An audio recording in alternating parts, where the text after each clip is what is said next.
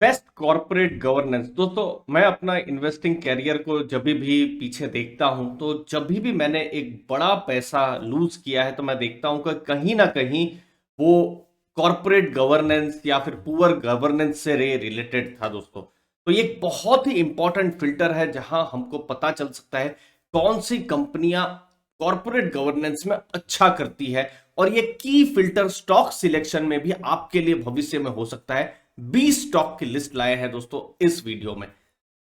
IIAS institutional investor advisory services है, वो एक रिपोर्ट लाए हैं जो ESG जो रिलेटेड जो जो इश्यूज हैं उनको स्टडी करते रहते हैं, जहां जी पार्ट में गवर्नेंस वाला पार्ट आता है। और ऐसा देखा गया है कि स्टॉक प्राइस का बढ़ना और गवर्नेंस स्कोर का बढ़ना, इसमें बहुत बड़ा कोरिलेशन है। गवर्नेंस अच्छी होगी, स्टॉक प्राइस अपने आप बढ़ेगा, अच्छी कंपनियां और अच्छा करती रहेंगी और शेयर होल्डर्स को वैल्यू क्रिएट करते रहेंगी। तो यहां पर कुछ चीजों को देखकर 100 मार्क्स का एक होता है, मोस्टली एक क्वालिटेटिव है। देखिए, अगर आप मुझे पूछे कि पी रेशियो, पीबी रेशियो, उन सब के बारे में तो मेरे लिए बहुत आसान हो जाता है, लेकिन ये गवर्नेंस वाली पार्ट बहुत ही क्वालिटेटिव होती है। लेकिन यहां पर उन्होंने कुछ वेटेजेस दिए हैं, जैसे वो कंपनी शेयर होल्डर्स के बारे में सोचती है कि नहीं, बोर्ड की रिस्पॉन्सिबिलिटीज ठीक ठाक है कि नहीं, स्टेक होल्डर्स जैसे कि वेंडर हो गए, इंप्लॉइज हो गए, उनके लिए कंपनी सोचती है कि नहीं, कंपनी ट्रांसपेरेंट है कि नहीं, कुछ भी न्यूज आई है तो वो बताती है कि नहीं है एक्सचेंज में। तो वो सब चीजें,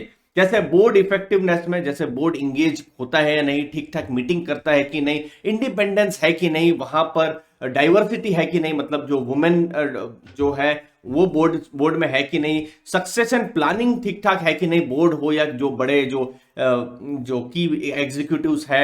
रेन्यूमरेशन रेन्यूमरेशन ऐसा तो नहीं है कि एम्प्लॉय, ये कोविड जैसा समय था तो एम्प्लॉय का रेन्यूमरेशन कम कर दिया, उनकी सैलरी कम कर दी, लेकिन सीईओ अपना पैसा बढ़ा रहे हैं। तो इन सब चीजों को देखा जाता है। शेयर होल्डर्स के बारे में देखा जाता है, एजीएम्स हो रहा है कि नहीं ठीक ठाक, बोर्ड मेंबर्स एजीएम में है कि नहीं, कंपनी की डिविडेंड पॉलिसी बराबर है या नहीं, ऑडिट क्वालिटी है कि नहीं, ऑडिट में कुछ 3 सालों में कुछ खराबियां तो नहीं पकड़ी गई है।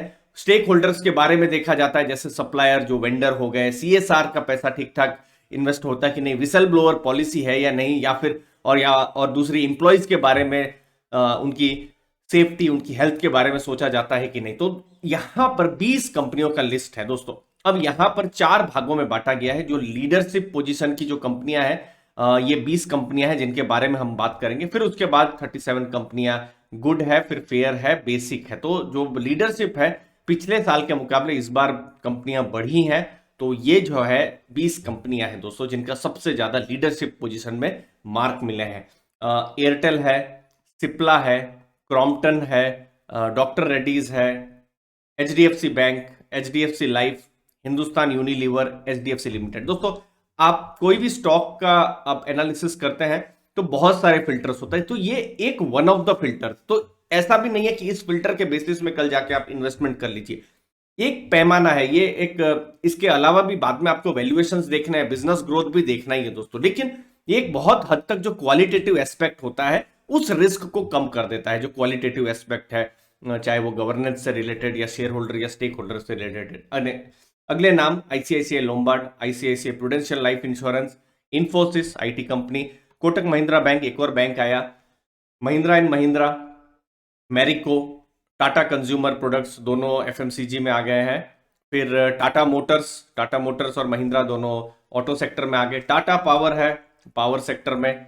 फिर टाटा स्टील है मेटल्स स्टील सेक्टर में। टाइटन है, बहुत सारे टाटा ग्रुप के नाम दिख रहे हैं। और विप्रो है। तो ये टोटल 20 कंपनियां हैं। तो जहां कहीं ना कहीं आपको एक स्ट्रेस कम रहेगा कि कल कुछ नेगेटिव कॉर्पोरेट इश्यूज यहां पर आए, उसका रिस्क जो है कम रहेगा। मैं एक बार जल्दी से आपको ये 8 नाम भी दिखा देता हूं, जहां पर बैंकिंग, इंश्योरेंस के नाम दिख रहे हैं। फार्मा कंपनियां भी है, हिंदुस्तान यूनिलीवर जैसे एफएमसीजी है, मेरिको, टाटा कंज्यूमर जैसे एफएमसीजी है। बैंक्स में HDFC bank, Kotak Mahindra bank जैसे हैं। इंश्योरेंस कंपनियां हैं यहाँ पर। तो सब टाइप की कंपनियां हैं। ये टोटल 20 नाम आपके सामने। अब ये लोग क्या रिटर्न देते हैं, देखिए 2019 की मैं बात करूं तो बीएससी 100 का रिटर्न 17.5% था। और जो गुड और लीडरशिप, अभी तो मैंने लीडरशिप पोजीशन का दिखाया, उनका रिटर्न लगभग 24% था। सिमिलरली 2018 में 12% रिटर्न था और इनका रिटर्न लगभग 21% था। 2017 6.4% था और इनका रिटर्न 14.3% था। तो कहीं ना कहीं एक अच्छा गवर्नेंस स्टैंडर्ड होने से शेयर होल्डर्स की भी जो वैल्यू है वो भी बढ़ती है। तो ये एक चीज डेटा से भी बहुत हद तक हमको आपको पता चल रहा है।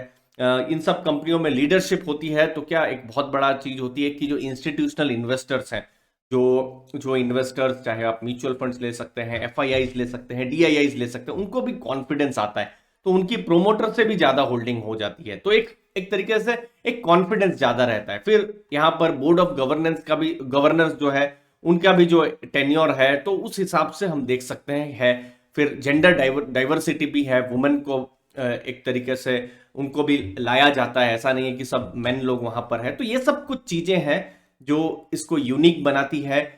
क्वालिटेटिव एस्पेक्ट है जिसको समझ पाना ऐसे ही हम सिंपल गूगल में समझ पाए तो बहुत मुश्किल होता है। जैसे मैंने थोड़ी देर पहले बताया, मेरे लिए मार्जिन्स निकालना आसान है, price earning, price to book ratio, ROC ROE में मैं आपके लिए पूरे दिन बात कर लूं, लेकिन मैं कैसे पता करूं कि भाई वो प्रोमोटर अच्छा है या वो प्रोमोटर या फिर वो बोर्ड कंपनी जो है हमारे बारे में सोचती है नहीं सोचती है, बहुत मुश्किल होता है हमारे लिए। तो ये एक हमको एक आइडिया देता है। इन 20 स्टॉक में से कौन सा ऐसा स्टॉक है जो आपका फेवरेट है, और ये भी बताइए दोस्तों कि कौन सा ऐसा स्टॉक है जहां पर कॉर्पोरेट गवर्नेंस के लिए आपने पैसा लॉस किया है। धन्यवाद आपके टीम कीमती समय के लिए।